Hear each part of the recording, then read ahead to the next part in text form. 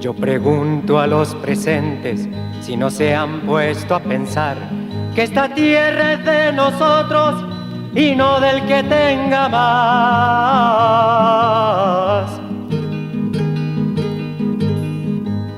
Yo pregunto si en la tierra nunca habrá pensado usted que si las manos son nuestras, es nuestro lo que nos dé.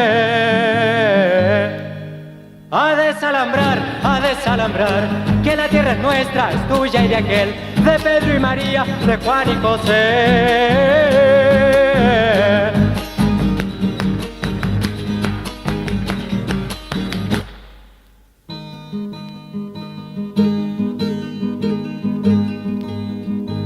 Si molesto con mi canto alguien que no quiera oír, le aseguro que es un gringo o un dueño de este país. A desalambrar, que la tierra es nuestra, es tuya y de aquel, de Pedro y María, de Juan y José.